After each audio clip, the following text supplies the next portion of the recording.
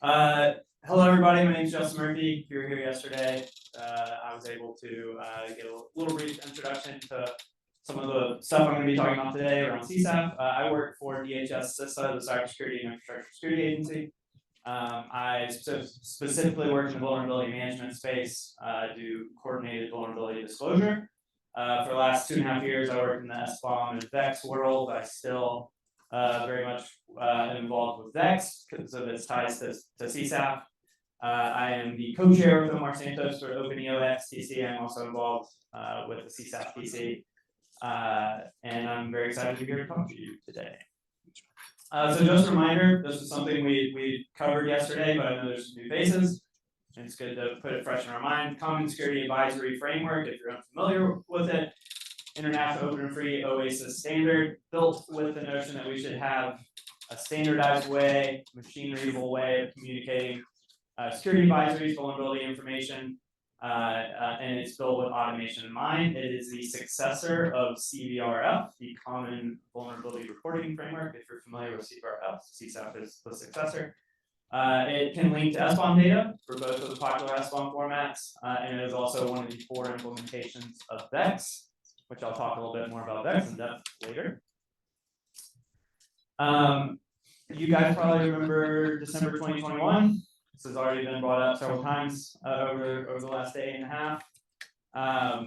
You know, I was actually, if you use the CISA GitHub repository at all, I was the lead maintainer for that repository. Please don't throw any vegetables or fruit at me. But it was a good experience, a learning experience, a tiring experience for us all, but it really shed light on the state of the vulnerability management space as it is today, and the real need for a standardized, automated way to make vulnerability management more efficient, prioritized. And that's why CSAF makes sense for us at CISA, why I'm involved with the CSAF work. But let's talk about what the vulnerability management process looks like real quick before we kind of get a little bit more into the weeds of CSAF. It's mostly a manual process, right? We have people who are doing vulnerability, on the security teams doing vulnerability management. Maybe they're finding vulnerabilities themselves, and maybe they're CNA, a CVE numbering authority. They're reporting their own vulnerabilities. Maybe they have a CVD policy, and they're coordinating with us or other vendors and doing coordinated vulnerability disclosure. They're finding vulnerabilities. They're doing security advisories most of the time. Pretty much all the time, those are in human-readable formats. Often they're structured differently. Often they're a lot of different types of formats. And the distribution of those is often a manual process as well.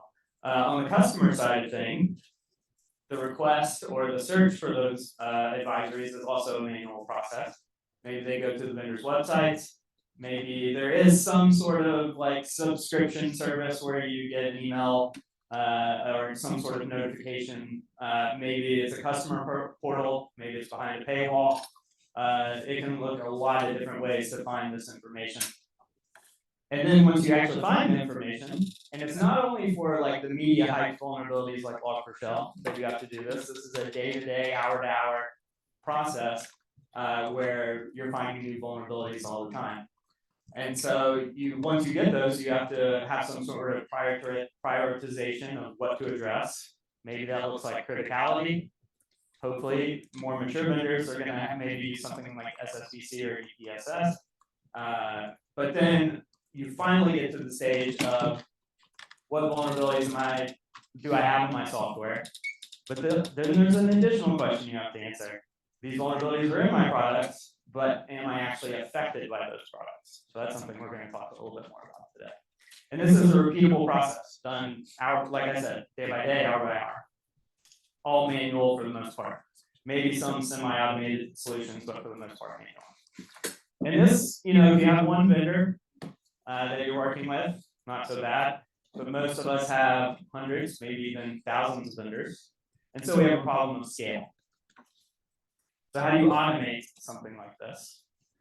Especially when you have all these different human-readable formats. One of those is the agency I come from. And they come in all different types of formats. And are these machine readable? No, they're human readable. They're actually, a lot of times they contain a lot of information that security analysts have no interest or concern with.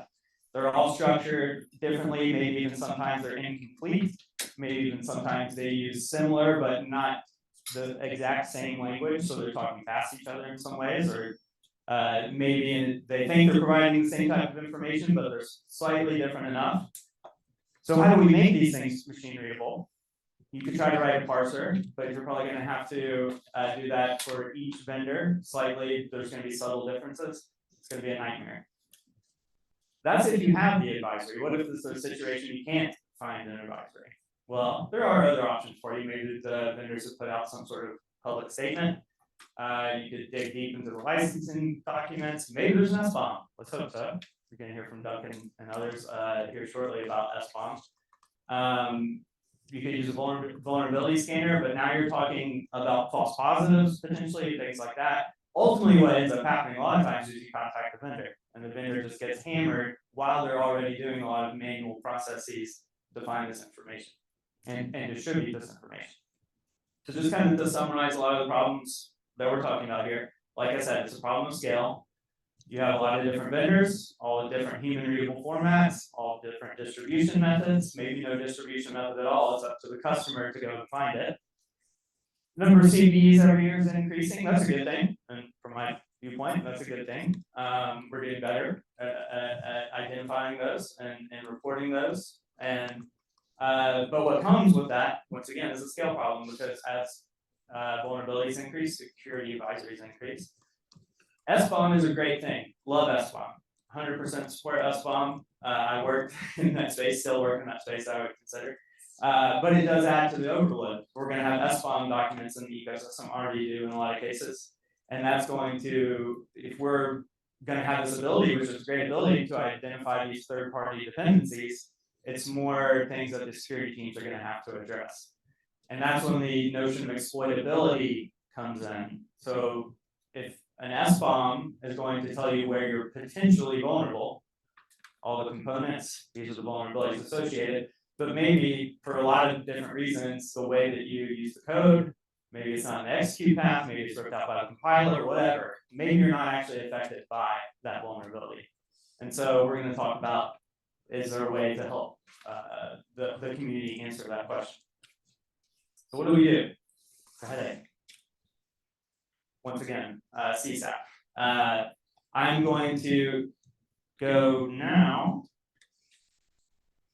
This is what it would look like. Dream with me a little bit for an automated process with CSAF. I'm going to come back to this slide. I'm going to go and show you a few things on. We're going to look at some CSAF documents. We'll talk about the structure briefly. Go back to the slides, and then I'll do a little bit of a demo with VEX.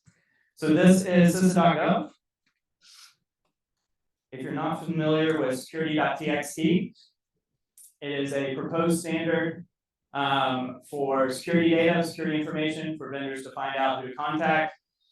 There's also a special field for CSAF. So you can find if someone is a CSAF provider, and you can find the provider metadata JSON, which is going to contain information of where you can find the security advisories. So let's grab that.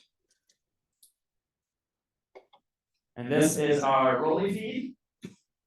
And this is CISA's provider metadata JSON. CISA is a CSAF trusted provider. I'll talk a little bit about that here in a second. And this is all of our security advisories that are published in CSAF dating back to 2017. So let's look. Let's see. We got Rockwell Automation right here, Schneider Electric. Let's look at a Siemens advisory together. I'll just kind of talk about the. I meant to bring my mouse. I, of course, forgot it.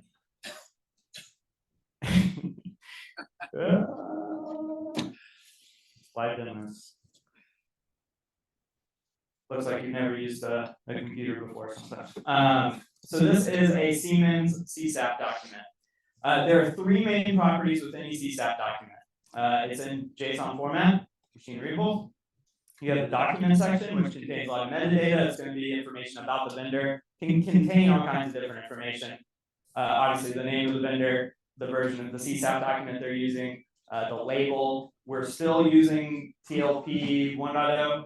We are working on version 2.1. I'll cover that a little bit later to upgrade to support other evolving standards. So we will be supporting 2.0, but still we're for CSAF version 2.0, we're supporting TLP 1.0 and CDSS 3, not 4 quite yet. And you know, you might have like legal disclaimers and things like that, but let's find the next part, which is the product tree. If you have fooled around at all with CSAF, this is probably the part where people get a little bit hung up. The product tree can get a little bit cumbersome depending on how you decide you're going to do your CSAF documents, and also the amount of products you have, the amount of vulnerabilities in those products, all those things. But this, the way Siemens does theirs is typically one product and then the vulnerabilities associated with that product. You can see the suggested standard way of the product tree that we recommend is by vendor name, product version, or the version range. So you can see that here. Siemens is the vendor, product name. It's stating that that the versions 3.1.2 and less for this product, and there's what we call product identifier helpers, which is internal to CSAF. Yes, Daniel? Sorry, finish your thought. I was going to ask a question about this block in a sec. Okay. Save the question till he finishes the talk. Can do that too. Sorry, Dan. All right, so and then you have the vulnerability section. So you have information about the product in the product section. This is the third property, the vulnerability section. You can see it's going to have the CVE numbers. It's going to have the CWE. It's going to have information about that vulnerability. It's going to have the status. This is affected for the product. This is the product identifier helper up here, the telecontrol server basic version 3. And it lists also information, remediation or mitigations. It also has CVSS scores. There's other, these are like the requirements. There's other, you can link to SBOMs, you can do things like that if those are available. But these are sort of meeting those minimum requirements for a valid CSAF document. This is the structured document product, and vulnerability information. Essentially, that gives you a valid CSAF security advisory. Now we're going to talk a little bit about what that helps you do for the vulnerability management ecosystem and automating this process. So let's say we have a machine readable way of producing these security advisories using CSAF. Now, a lot of these processes that we're talking about, such as your searching, because of the distribution methods, the standard specifies not only how to create CSAF documents, but also how to share them, how to discover them, but also how to distribute them, and the mechanisms and the tools to do that. You can automate the process from the customer perspective. If you have a machine readable asset inventory, you can automate both the process of searching and also doing your risk assessment to see if you have the vulnerabilities in your products.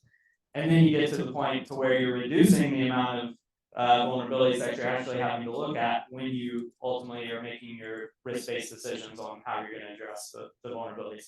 You actually see a subtle difference in the criticality of these vulnerabilities. If you look at number 9 and 12, during that assessment, it was decided that the severity for 9 needed to actually go from high to critical, and for 12, it needed to go from high to low, based on the security analyst's now ability, due to the automated processes, to do further analysis, more in-depth analysis, and realize for their product space, for their environment, these vulnerabilities, criticality needed to change based on how their environment was.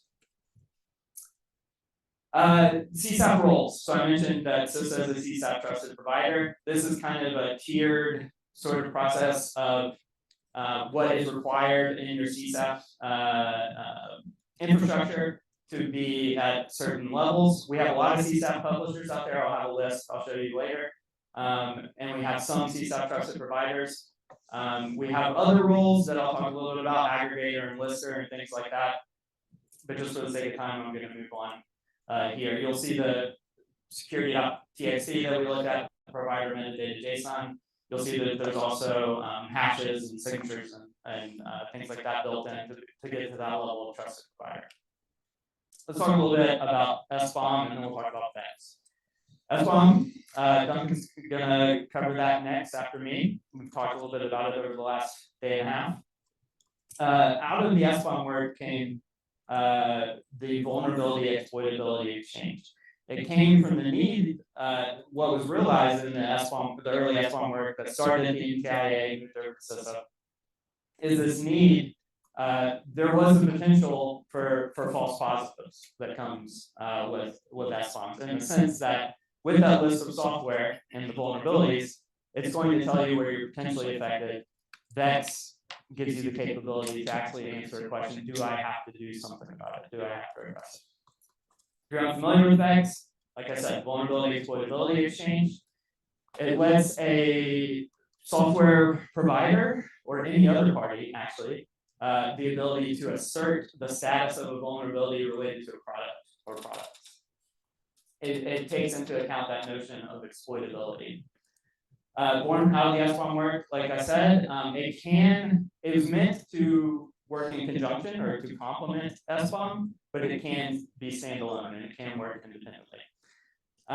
It was defined of a binding of a vulnerability, a product, and a status, but it can be, one to many other types of relationships. And it was built to be machine readable. When you talk about status of a vulnerability, as of right now, there are 4 defined statuses by VEX. You have not affected, which is saying, hey, you don't have to do something about that. However, you need to provide justification for that. Next slide, I'll talk about some of the documentation we have to help you with some machine readable ways to define that. There's also the ability, at least in the CSAF standard, to expand on that as well, because it isn't necessarily a comprehensive list of status justifications, is the term we use around that. In CSAF, we call them flags. If you're affected, then you need to provide some information on remediations, mitigations, workarounds, whatever it might be. You also have the fixed status, and what I think is probably maybe one of the more underrated but most valuable statuses and things that you can communicate with VEX is under investigation. The ability of a machine readable, automated, very efficient, quick way to communicate when your boss is calling you, hey, what's this new log for shell vulnerability I'm hearing about? Are we doing something about it? Hey, we were already on it. We've already let everybody know. We're under investigation. We've let our customers know that we are looking at it, and to be able to do that quickly is a game changer. So, not affected justifications. So we just talked about the 4 statuses: not affected, affected, fixed, and under investigation. There is a document on CISA.gov/SBOM. I'm going to list actually all the VEX documents that have been published on the next slide. It is the status justification document. It goes into depth about these different status justifications. The first 2 are pretty self-explanatory. In my demo, we're going to use one of them, and the others are a little bit more nuanced use cases. Like I said, not a comprehensive list. It could probably use some revisiting for sure, but a good start. There are 4 known implementations of VEX. There is CSAF, what we're talking about today. Cyclones DX and SPX version 3.0. It provides support for VEX, and then OpenVEX is an open source lightweight solution. But we're here to talk about CSAF. Profile 5, CSAF is built on profiles. Security advisory is profile 4. The document I showed you, the Siemens document earlier, was a profile 4 CSAF document or a security advisory. VEX is really just a security advisory with a little bit of additional information. And we'll see that when we do the demo. Okay. These are the documents that are available at CISA.gov/SBOM about vulnerability exploitability exchange. Except the first one, I believe, is an NTIA document, so 1-pager. Good document though. If you're new to VEX, definitely check it out.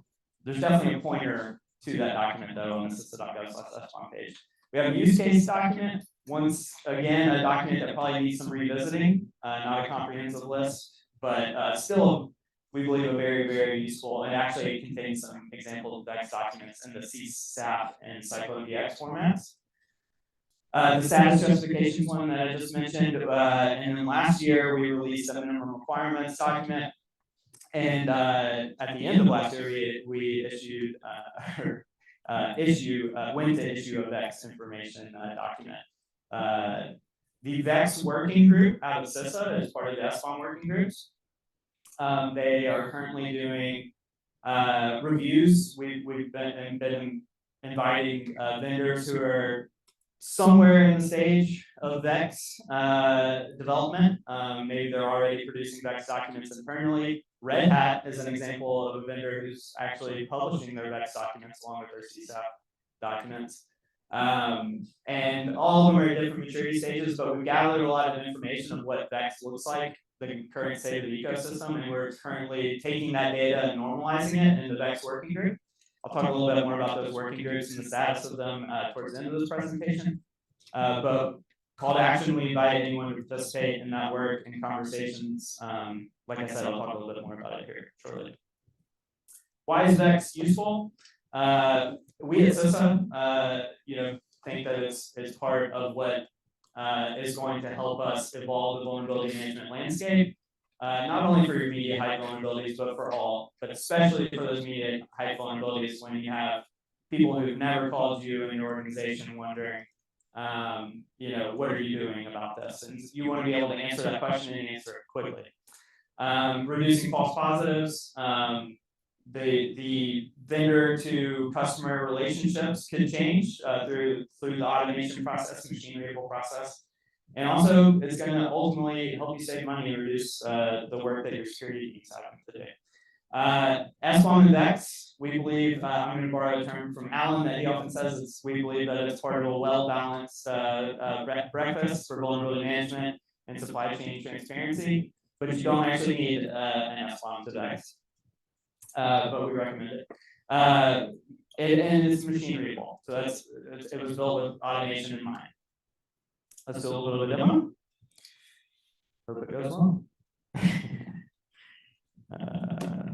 So what we will do now, over to CISA-VEX. So CISA-VEX is a tool that was developed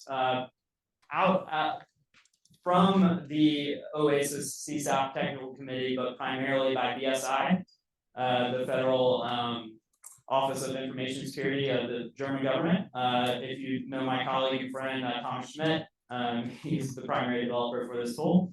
Has anybody ever used this tool? It's a bit cumbersome. I would tell you it's a great tool and it's very user friendly, but that's because I've used it a lot. So if you're using it for the first time, admittedly so, it can be a little bit of a learning curve. But what we're going to do, just for the sake of time, is I'm going to import. So you can upload CSAF documents here and actually use it in some ways as a validator. There is a separate validation tool, but you can use this. I have a partially filled out advisory for us, kind of cheating, but so let's look just real quick. One thing that's also really neat about this tool is it provides a JSON editor along with a form editor. If you work better in machine readable LAMP, then there you go. It also provides the ability to look at a human readable version of the document as you update and edit it. And then here's the CSAF document. However, it's not valid yet, so it won't render. So we need to make it valid. So that's what we're going to do now. Let's go to our product tree. So what we're going to do is we are going to say that our example company, and let me go back to the preview real quick. This is just an example I came up with Log4Shell. It's all made up, but we'll do the trick. And I have some remediation information and some vulnerability information I've already added on there, but ultimately I want to show you the structure with the product tree and the information that you need to make basically a security advisory of that document. Okay, so we have an example company. We're going to say that there's 3 products that we have found out are affected or potentially affected by Log4Shell. And that's product A, B, and C. Please don't criticize my naming convention. I know that that's also a huge problem in this space. I'm hoping I'm not contributing to it just in this demo, but just for the sake of time and argument, we're going to make it simple. So this is going to be, let's call it, this is going to be the product name, and we'll call it product A. Go ahead and name them all. Remember that for the, I should test you. If it was a longer demo, I would have. The structure for the product tree, we have the vendor, so example company, product name, product version. And so that's what we're doing here. So we have product A, product B, and product C. We're going to say that product A we found to not be affected. It uses the Go programming language. It doesn't use any Java, so we're not affected in product A. Product B, we found that all versions before our just updated version 1.2 is affected by Log4Shell. But we've updated, we've applied some remediation, we have that information already in the advisory, but we need to update product status and some other information. Product C, we don't know yet. It's under investigation. So that's what we're going to do with these three products here. So we have built into this tool the little match one that's going to help you with your name conventions. It also, I talked about that product identification helpers because name conventions and software identity is such a problem. We have built in the CSAF an internal way to do that. You can actually edit it any way that you want to, but it does have a built-in mechanism of CSAF product ID dash whatever. So we're going to say product A is its product identification helper is going to be CSAF-PID 1. Product B, I mentioned that there were versions, right? Product A is unaffected for all versions. Product B, however, did have some versions that were affected. So we need to do product version. I'm actually going to do a product version range for the first one because I said less than 1.2 is affected. And then let's add another, but instead of product version range, we'll do a product version here. 1.2 is going to have what status? Fixed. Thank you, Duncan. If we had a way for you to gain points with the game, you should deserve some. And then product. You got about 8 minutes. Okay, thank you, Duncan. Yeah, not much longer after that. So product, we got the product versions. We need to make sure that we have naming conventions and the product identification helpers for each of those, because that's going to help us when we tie the vulnerability information to that. Going a little bit quick, luckily it's recorded. So we have the product tree figured out. We have product vendor name, product version. Let's go to the vulnerability information. Remember, you can see that the tool is divided into those three properties I talked about. So Log4Shell, oh darn, I'm gonna have to fix, this won't take long. We need which one of our products was affected. It was number 2.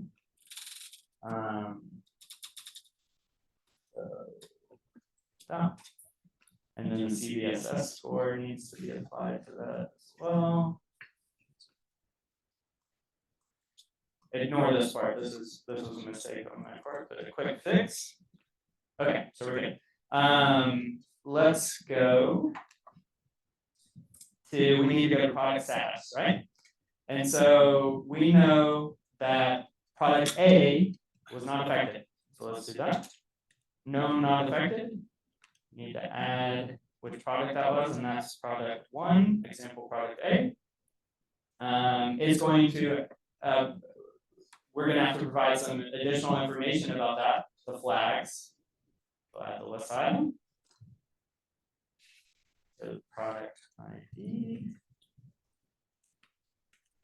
1, just tying that to that information. And we need to name this flag. We're going to say vulnerable code not present, right? Because it was written in a different programming language, doesn't use Java. And we'll set the date for today. Let's go back to product status. We had product B. We know that it is affected for the version less than 1.2. We know that it is fixed, as Duncan answered correctly, for product B 1.2. And then we have one that's under investigation. That is, oh, right. And what is,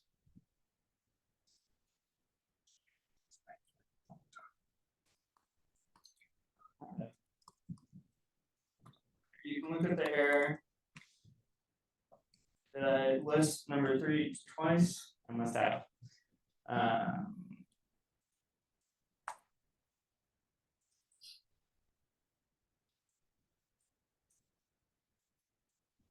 One.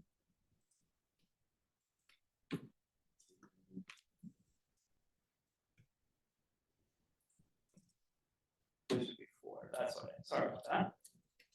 Now we should be up here. All right.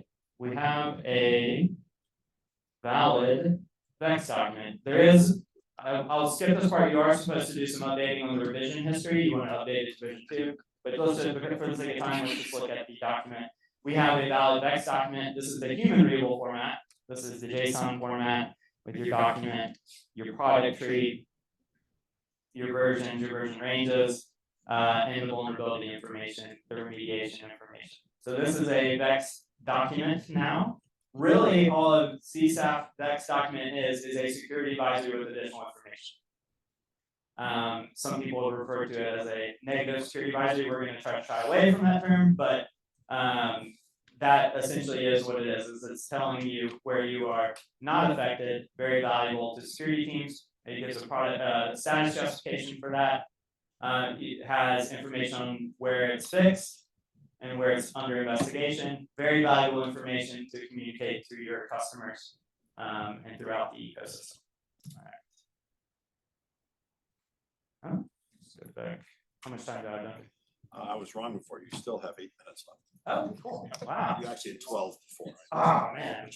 I should go back and fix the revision history. No. Okay, so CISA, we talked a little bit about this yesterday, but I work for CISA. If anybody else here works for CISA, they'll probably think this is funny. This is actually a program within CISA. But CISA cares. We really do care when it comes to vulnerability management and supply chain transparency and security. That's why we are involved in these in OASIS and through these standards organizations and other initiatives like SBOM and VEX.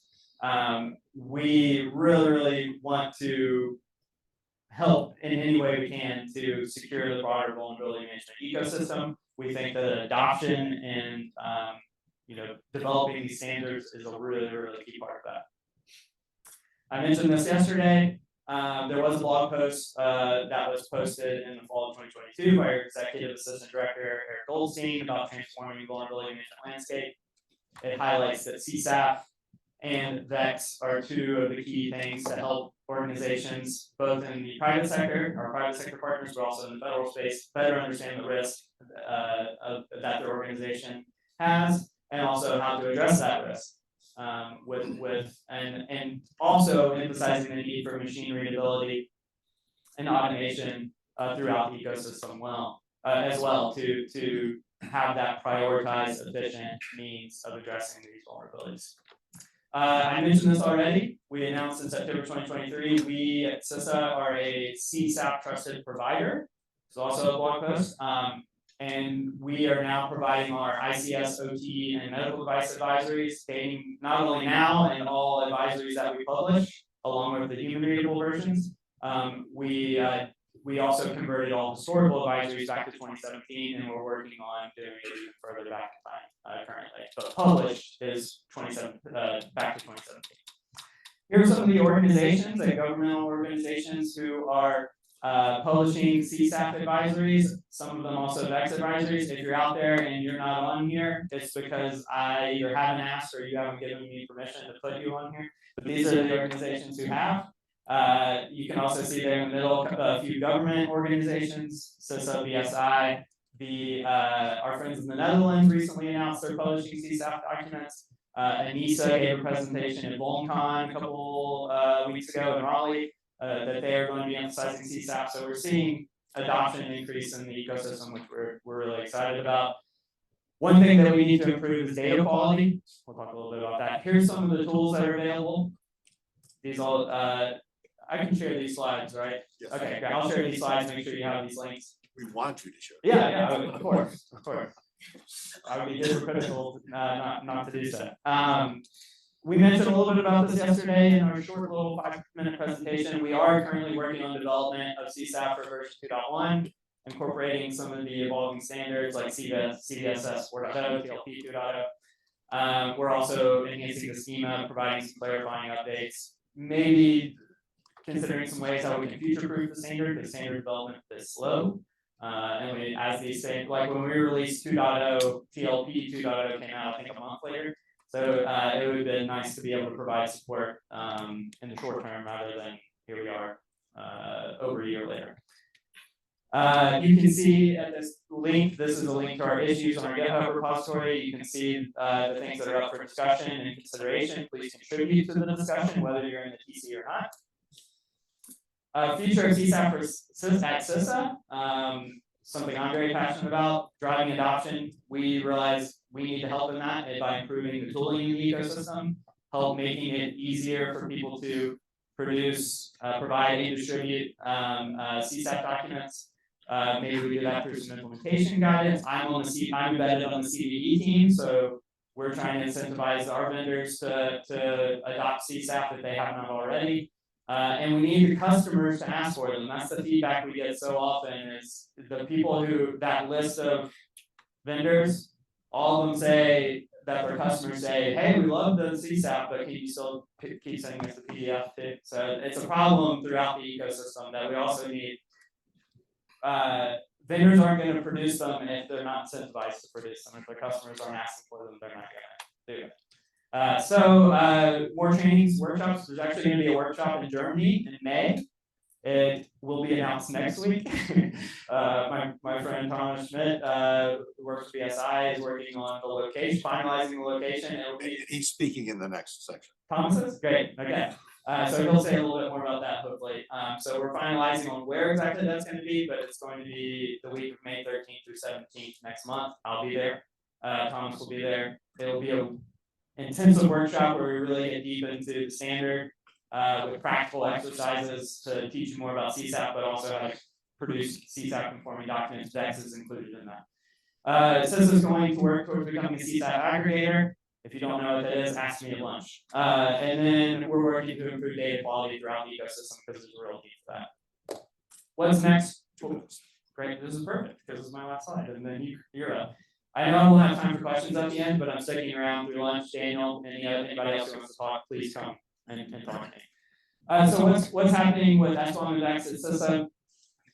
They're going to have a formal process where they're updating the minimum requirements document, which was a part of the implementation of Executive Order 14028 that Duncan mentioned yesterday. Alan and his team are accepting feedback. Even before that, the public feedback session is available. You can contact him. I'll have the email on the last slide, sbom@cisa.dhs.gov.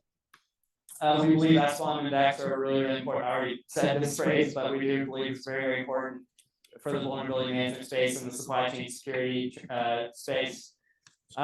We are going to have a SBOM-Rama event in September in Denver, Colorado. I believe that the dates aren't publicly announced yet, but I'll tell you that it's probably going to be September 11th and 12th. And then the CISA SBOM working groups. There were 5 CISA SBOM working groups. Some of you in the crowd have been involved with those, and we appreciate the work that you've done, and hopefully will continue to help us out with. There is going to be a consolidation to what we're referring to as a hub and spoke model. So there'll be one weekly meeting that happens on Mondays, I believe 11 and 12. First meeting's this upcoming Monday. And some of the working groups are actively working on finalizing a deliverable. So they're working on that to finish that, the tooling and implementation group and the VEX group. And then what will essentially happen is there's going to be opportunities for the community to come together, talk about what's being done, what needs to be done. And there's still the opportunities for subgroups to break off and actually target some sort of project and something like that. So we're not shutting down like all the SBOM work or VEX work, don't worry. We still fully support it. It's just the asking people to attend 5 meetings on a weekly basis versus asking attend 1, potentially maybe 2 if they're in a subgroup seemed a little bit more reasonable. Also, the work around exploitability is really growing in the community, and you guys are doing a lot of the great work. You of course need our support, and we'll be here for you. But also, you guys have kind of taken the torch and run with it, so we appreciate that. Please talk to me before I leave after lunch. Got to catch a flight, but I will love to talk to you. Contact Alan and Victoria at esploitassisted.dhs.gov. I'm going to hand it over to Duncan and all the people he invited to talk about us.